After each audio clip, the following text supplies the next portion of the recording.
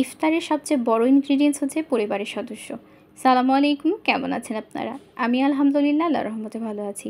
যদিও আজকে দিয়ে ২ টা রোজা গিয়েছে, কিন্তু আমার বাসায় করা এটা ১ম ইফতার ছিল এবং আলহামদুলিল্লাহ সবকিছু খুবই ভালোভাবে কেটেছে।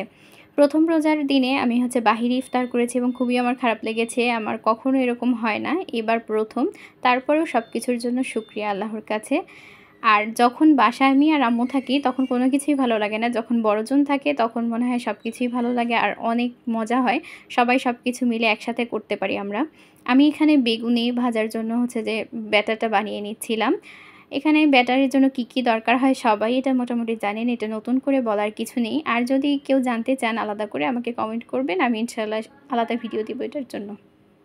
এখানে আমার বড় বোনও একটু ভিডিও করে নিচ্ছিল এবং আমি ব্যাটারটা দেখছিলাম হয়েছে কিনা।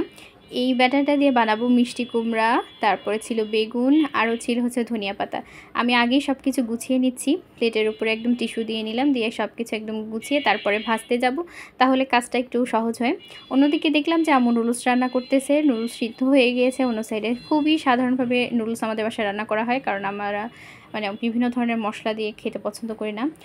আরেক সাইডে নানির দায়িত্ব পড়েছিল সবগুলো যে ফল একসাথে কেটে রাখার। আর আমার জুস করার দায়িত্বটাও আমার ছিল। আমি আলাদা করে এটা যে তরমুজের একটা জুস করেছিলাম। এটার ভিডিও ইনশাআল্লাহ আমি খুব তাড়াতাড়ি শেয়ার করব এবং আলাদাভাবে শেয়ার করব। এখানে আমি সবগুলোই ভেজে নিচ্ছিলাম এবং আলহামদুলিল্লাহ এত সুন্দরভাবে সবগুলো ফুলেছে। কিন্তু প্রথমটা দিতেই বাঁকা হয়ে গিয়েছে কেন জানি না, কিন্তু অনেক সুন্দরভাবে ফুলেছে।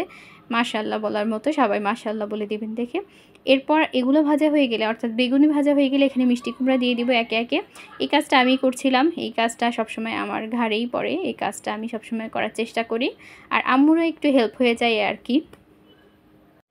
সবগুলোকে একে একে ভেজে নিচ্ছিলাম। এগুলো ভাজা হয়ে গেলে আবার ধনিয়া পাতা ভাজতে হবে। এই ধনিয়া পাতাটা একসাথে করা খুবই কষ্টদায়ক একটা বিষয়, কিন্তু অনেক মজা হয় এটা খেতে। আমার বাসায় সবাই পছন্দ করে, আমারও বেশ ভালো লাগে খেতে।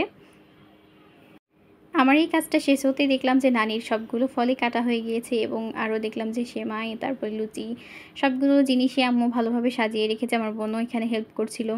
আর ইফতারে খেজুর ছাড়া তো অসম্পূর্ণ। আরও ছিল সেই যে আমি ব্লেন্ড করে রেখেছিলাম জুসটা, সেটা ফ্রিজে রেখেছিলাম, সেটা নিয়ে এসে ছাঁকা হচ্ছে।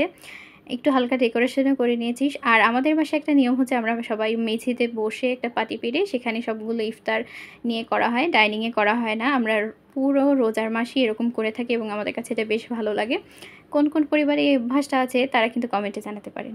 আলহামদুলিল্লাহ অনেক দিন পর এরকম শান্তি লাগছিল, কারণ ১ম রোজাটা আমি বাসায় করতে পারিনি। আমার কাছে খুবই খারাপ লেগেছে। আমার কেন জানি আসার পর থেকেই এরকম ভালো লাগছিল না। তাই ভেবেছি যে আজকে সবাই মিলে একসাথে ইফতার করব আলহামদুলিল্লাহ সব কিছুর জন্য। আমার ভিডিওটা আপনাদের কাছে কেমন লেগেছে সেটা কমেন্টে জানাবেন। দেখা হবে অন্য কোনো একটা ভিডিওতে। সে পর্যন্ত সবাই ভালো থাকবেন, আমার জন্য দোয়া করবেন। আল্লাহ হাফিজ সবাইকে।